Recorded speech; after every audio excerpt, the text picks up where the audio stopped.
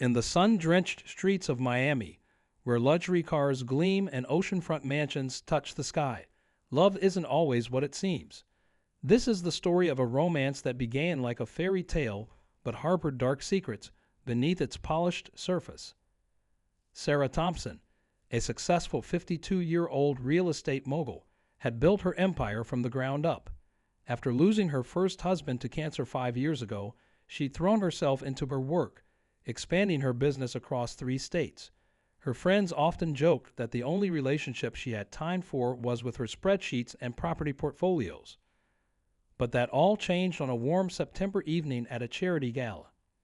Enter James, a charming 34-year-old investment banker with a dazzling smile and perfectly tailored suits.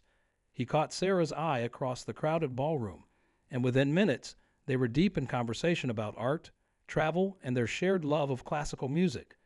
James seemed different from the younger men who tried to catch her attention before. He was well-read, ambitious, and spoke passionately about his dreams of starting his own business. Their whirlwind romance became the talk of Miami's elite social circle. Some praised Sarah for finding happiness again, while others whispered their concerns about the 18-year age gap and James's mysterious past.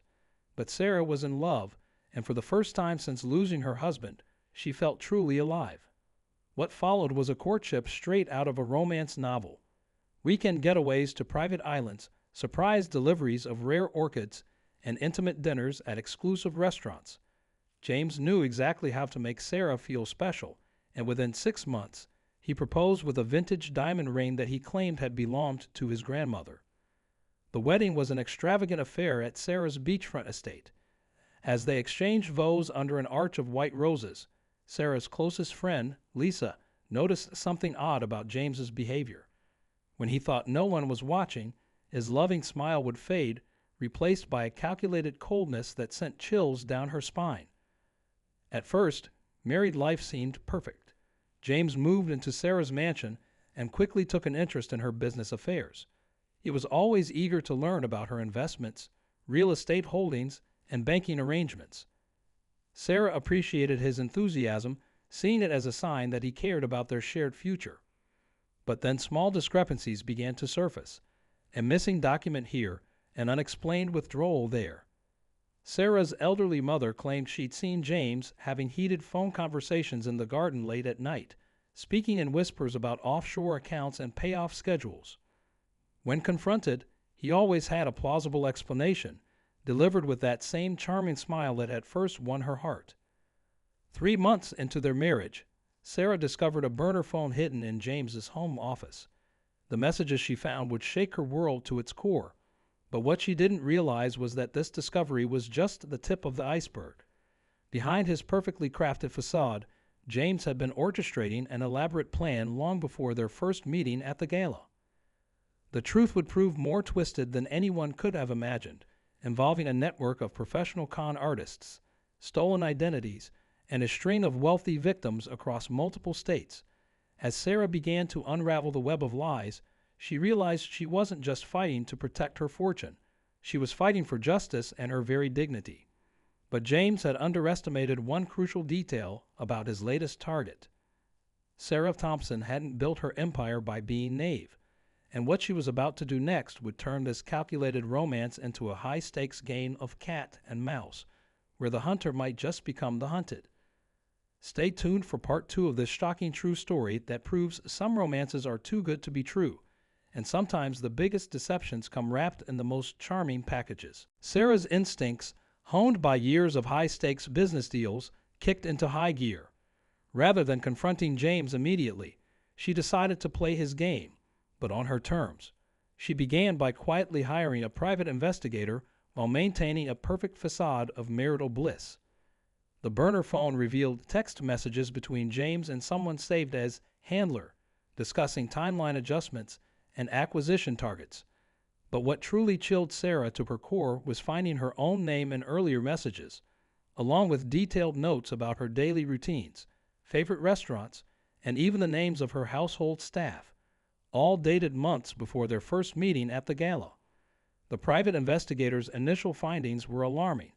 James's claimed background as a Harvard-educated investment banker was entirely fabricated. His real name wasn't even James. Photos surfaced of him using different identities in upscale communities across the country.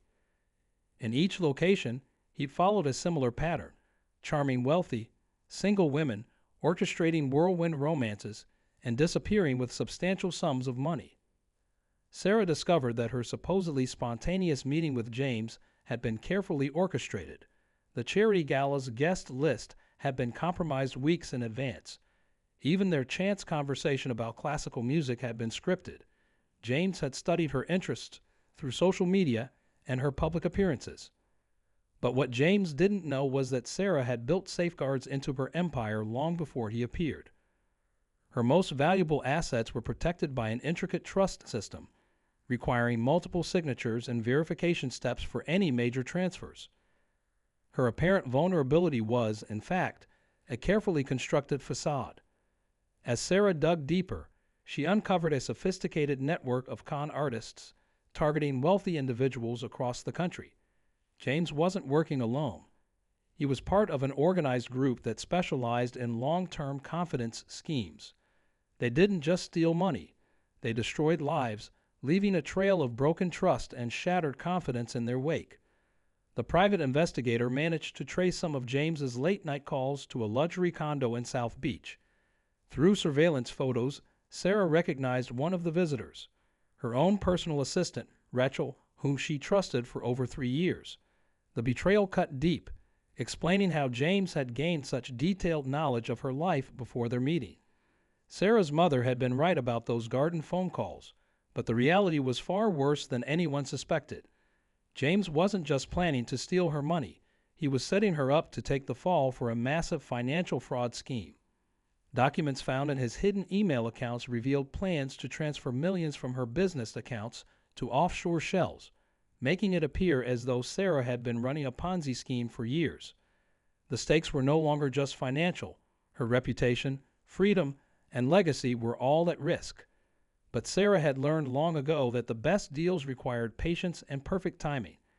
She began gathering evidence, carefully documenting every inconsistency, every late-night call, every suspicious transaction. She also started reaching out to other victims, building a network of women who'd been targeted by this organization. One evening, as they shared an intimate dinner on their beachfront terrace, James proposed expanding their investment portfolio internationally.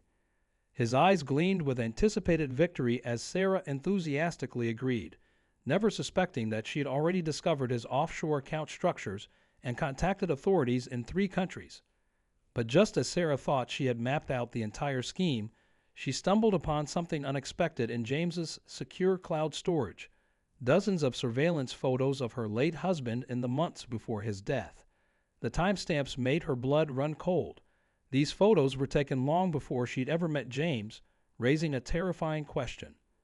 Was her husband's death really from natural causes? As Sarah sat in her home office late that night, staring at the photos of her late husband, she realized this game of cat and mouse was about to take an even darker turn. But what she didn't know was that James had already set his contingency plan in motion, one that would force her to make an impossible choice. Stay tuned for part 3, where the stakes rise even higher, and Sarah must decide between justice and survival in this web of deception and revenge. With trembling hands, Sarah opened the encrypted files on her late husband's medical records. What she found confirmed her worst fears. Traces of a rare, virtually undetectable toxin had been present in his final blood tests, but the results had been altered before reaching his doctors. The same signature computer program used to modify these records matched the one currently installed on her company's financial servers. Time was running out. James had scheduled a board meeting for Friday morning, where he planned to present evidence of Sarah's supposed financial misdeeds. The fabricated paper trail was flawless, showing years of fraudulent transactions that would convince even her most loyal business partners. If she didn't act fast, she would lose everything she'd spent her life building. But Sarah wasn't alone anymore. Through careful networking, she connected with 3 other women who'd survived James's schemes in different cities. Together, they painted a picture of a criminal enterprise far more extensive than anyone had imagined. Their stories shared haunting similarities: unexplained deaths, missing documents, and stolen fortunes. Each case had been dismissed by authorities as isolated incidents, but together they formed an undeniable pattern. Late one night, Sarah's security system caught James accessing her home office safe. Instead of confronting him, she watched through hidden cameras as he photographed documents and sent messages to unknown contacts. What he didn't realize was that every document in that safe was a carefully crafted fake, designed to lead his organization into a trap. The next morning over breakfast, James announced he'd planned a surprise anniversary weekend getaway. Sarah noticed his hands shake slightly as he mentioned the private jet he chartered. Her investigators had already discovered the flight plan. It led to a country with no extradition treaty. She smiled warmly and agreed to the trip, knowing this was the moment everything would change.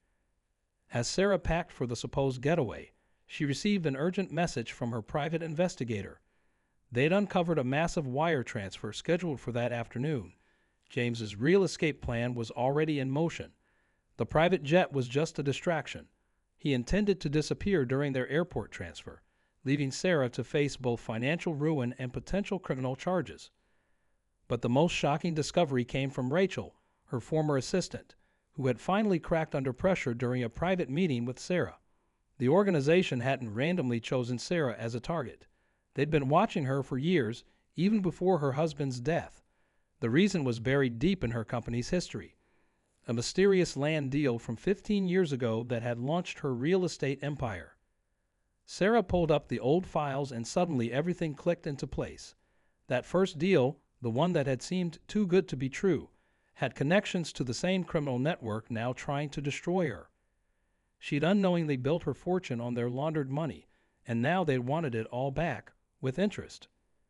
As the afternoon sun cast long shadows through her office windows, Sarah received one final piece of evidence: security footage from the night of the charity gala where she met James. The video showed him meeting with someone in the parking lot before the event. As she enhanced the grainy footage, her heart nearly stopped. The other person was her late husband's business partner, Thomas, who had vanished shortly after the funeral. With only hours remaining before James's planned escape, Sarah set her own plan in motion. She knew that confronting him directly would be too dangerous. His organization had already proven they were willing to kill. Instead, she prepared for the performance of her life. As she slipped on her evening dress for their last dinner together, she activated a hidden signal that would set off a chain of events across 3 continents. What James didn't know was that Sarah had spent weeks coordinating with international law enforcement agencies. Every account, every property, every shell company in his network was under surveillance. But the most devastating evidence was still locked in James's private server, and Sarah had only one chance to access it. As they sat down for dinner at their favorite restaurant, Sarah watched James check his phone repeatedly, no doubt monitoring his escape funds. The next few hours would determine not just her fate, but the fate of countless other victims. Everything hinged on perfect timing and one critical question: could Sarah outmaneuver the man who had made a career out of staying one step ahead? Stay tuned for the final part, where all the pieces come together in an explosive conclusion that will leave you questioning everything you thought you knew about this twisted tale of revenge and justice. As their last dinner together progressed, Sarah noticed a familiar face at the restaurant's bar. Thomas, her late husband's former business partner, was watching them intently. Her heart raced as she realized James's organization had brought him back as insurance. His presence wasn't a coincidence. It was a warning. They knew she was onto them. Sarah excused herself to the powder room, her hands shaking as she sent an encrypted message to her investigative team. But when she tried to return to the dining room, she found her path blocked by Rachel, her former assistant. Unlike their last encounter, Rachel wasn't nervous or apologetic. Instead, she wore a cold smile that matched James's calculating gaze. "You really thought you were the first person to figure it out, didn't you?" Rachel whispered, adjusting her designer blazer. "Your husband was getting close too, right before his unfortunate passing. Some people just don't know when to stop digging." The implications of her words hit Sarah like a physical blow. Rachel hadn't just been feeding information to James. She'd been part of the organization long before Sarah had even met her husband. Back at the table, James proposed a toast to their future, his charm perfectly intact. But now Sarah could see the predatory gleam behind his smile, the subtle tells she'd been blind to before. As they clinked glasses, her phone buzzed with an urgent alert. The wire transfer she'd been monitoring had been rerouted, not to James's offshore accounts, but to a series of new destinations she'd never seen before. Her carefully laid trap was unraveling. The organization wasn't just one step ahead. They'd anticipated her every move. The international law enforcement operation she'd coordinated was about to raid empty accounts and abandoned properties. Somehow, they'd known exactly what she was planning. Then Sarah spotted something that made her blood freeze. Among the dinner guests was her own private investigator, sharing a quiet laugh with Thomas. The betrayal went deeper than she'd imagined. Everyone she trusted to help her expose the truth had been compromised from the start. James leaned forward, his voice soft but menacing. "You know what your real mistake was, Sarah? Thinking you were special. That land deal 15 years ago, we didn't choose you. You chose us. Every success you've celebrated, every deal you've closed, we were always there, guiding your hand, preparing for this moment." Sarah's mind raced back to her earliest business dealings, the mysterious investors who'd appeared at exactly the right moments, the competitors who'd mysteriously backed out of crucial deals, the two perfect opportunities that had launched her career. Her entire empire had been built on an elaborate lie, and she'd been nothing but a pawn in their game. But as James smugly sipped his wine, confident in his victory, he missed the subtle smile playing at the corners of Sarah's lips. Because there was one thing the organization didn't know. Sarah had learned from her husband's fatal mistake. She hadn't trusted anyone with her real contingency plan, not even her compromised investigative team. Hidden in her private server was a dead man switch, programmed to activate if she didn't enter a special code every 24 hours. Its contents would expose not just James's organization, but decades of criminal enterprises involving some of the most powerful people in the country. The evidence had been her husband's final gift to her, secured in an encrypted file she discovered hidden in his old chess set. As she watched Thomas make a discreet phone call from the bar, Sarah realized she was sitting at a table full of killers, each one certain they had her exactly where they wanted her. But in less than 2 hours, that dead man switch would trigger, sending its explosive contents to every major news outlet and law enforcement agency in the world. The only question was, could she stay alive long enough to see it happen? Because somewhere in the restaurant, a clock was ticking down to either her salvation or her destruction. And based on the subtle signals being exchanged between her dinner companions, she wasn't the only one working against a deadline. Stay tuned for the heart-stopping conclusion, where Sarah faces her final confrontation with an organization that's already proven they'll stop at nothing to protect their secrets. Will justice prevail, or will she become yet another victim in their deadly game? Sarah glanced at her watch. Just 90 minutes until the dead man's switch would activate. She noticed James's associates slowly taking up strategic positions around the restaurant. Thomas at the bar, Rachel near the exit, and 2 unfamiliar men by the kitchen doors. They were closing in, preparing for something. James's phone buzzed. His expression shifted almost imperceptibly as he read the message. "Shall we skip dessert, darling? I'm feeling rather tired." His tone was casual, but his eyes had turned cold. They discovered her failsafe, or at least suspected its existence. The timetable had moved up. As James signaled for the check, Sarah made her most daring move of the night. She reached into her purse and pulled out an aged bottle of wine. "But honey, I brought this special vintage to celebrate our anniversary. I've been saving it all day." It was the same rare wine that had been served at the charity gala where they'd first met. James's face flickered with uncertainty. This wasn't part of their script. Sarah watched as he weighed his options, his training battling against his need to maintain their charade in public. Finally, he smiled and nodded to the sommelier to open the bottle. As the wine was being poured, Sarah's phone lit up with a series of rapid notifications. Her dead man's switch hadn't just been a bluff. It had been a smokescreen. While James and his organization had been focused on containing her supposed evidence, they'd missed the real threat. Sarah hadn't just discovered her husband's hidden files. She'd found his entire network of allies. Across the city, coordinated raids were beginning. The real law enforcement operation hadn't targeted offshore accounts or empty properties. Instead, it had followed the money backward, unraveling 15 years of carefully constructed facades. The organization had been so focused on silencing Sarah that they'd missed the other players her husband had put in place before his death. James's phone exploded with alerts. Sarah watched as the blood drained from his face. Rachel rushed to their table, whispering urgently in his ear. Their carefully laid plans were collapsing in real time. But as James stood to leave, Sarah raised her wine glass one final time. "You know what your real mistake was," she said, echoing his earlier taunt. "Thinking I'd be as easy to eliminate as my husband. He knew they were coming for him, James. Those last blood tests you altered. He switched them.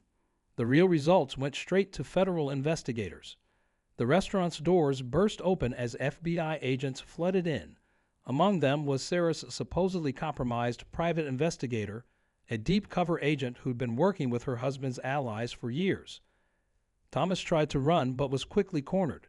Rachel reached for something in her blazer, but found herself surrounded. James lunged across the table, but Sarah was ready. The wine bottle she brought wasn't just for show. It was evidence, the original bottle from the gala, still containing traces of the same toxin that had killed her husband. The organization's signature weapon now turned into proof of their methods. As James was led away in handcuffs, he turned back to Sarah with a look of genuine bewilderment. "How?" he asked. "We had everything planned perfectly." Sarah stood, smoothing her dress. "You forgot the first rule of real estate, darling. Always know the true history of what you're buying into. My husband and I built this trap together, knowing I'd have to finish it alone. The only real question was who they'd send to play Prince Charming." But as the dust settled and the arrests continued, Sarah received one final message. A text from an unknown number containing just 3 words: "Board meeting canceled." She froze, suddenly understanding the full scope of what she'd uncovered.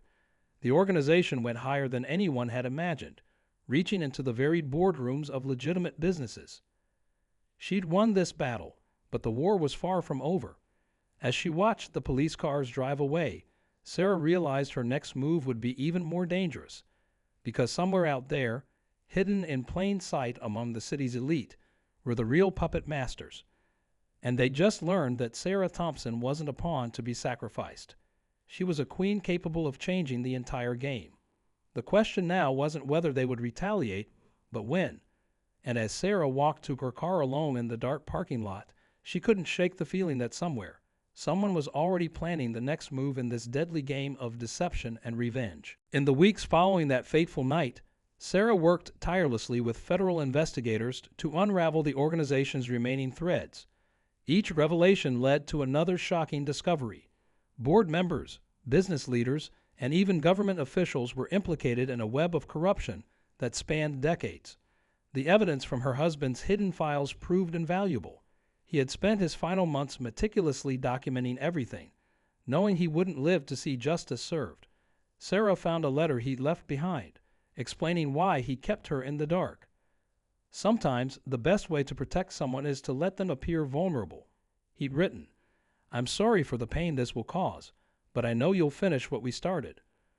Rachel and Thomas accepted plea deals, turning state's evidence against higher-ranking members of the organization.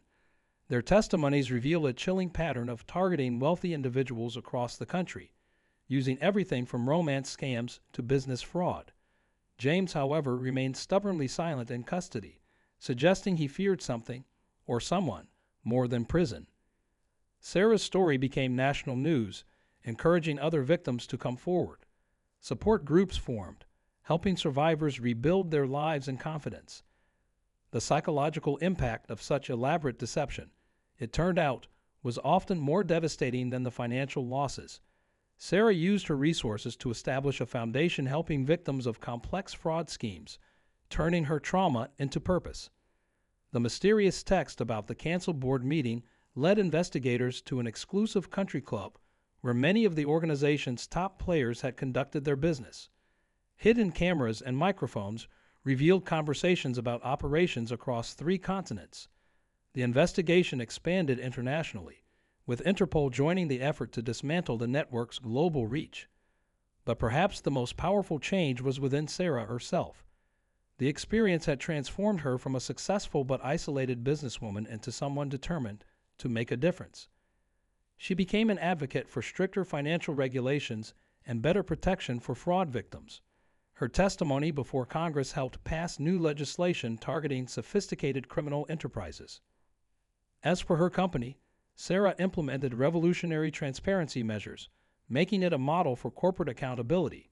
The same skills that had made her a successful real estate mogul now served a greater purpose, protecting others from falling victim to similar schemes. 1 year after the arrests, Sarah stood at her husband's grave, placing fresh flowers beside the headstone. She'd finally found peace with his choices, understanding that his sacrifice had ultimately exposed a criminal empire and saved countless potential victims. Their love story hadn't ended with his death. It had evolved into a powerful legacy of justice and redemption. The organization's threat of retaliation never materialized. Their carefully constructed house of cards had collapsed too completely, their powerful members too busy saving themselves to seek revenge. Sometimes, Sarah realized, the biggest bullies were the most cowardly when truly confronted. Sarah still works in real estate, but with a new perspective. Her office wall now displays a simple framed quote, "Trust, but verify." Below it hangs a photograph from the charity gala where she met James, a reminder that appearances can be deceiving, but truth always finds its way to the surface. She never remarried, but she didn't close her heart either. Instead, she found a different kind of love, the joy of helping others rebuild their lives after devastating betrayals. Every success story from her foundation feels like a personal victory against those who prey on trust and vulnerability. Today, Sarah Thompson's name is no longer just associated with real estate empire or a sensational crime story. It's become synonymous with resilience, justice, and the power of turning personal tragedy into positive change. Because sometimes, the most important thing we can learn from deception is how to make the truth matter more. And as for that unopened bottle of wine still sitting in federal evidence, Sarah likes to think it serves as a reminder. Even the deadliest poison can become an antidote when used to expose the truth.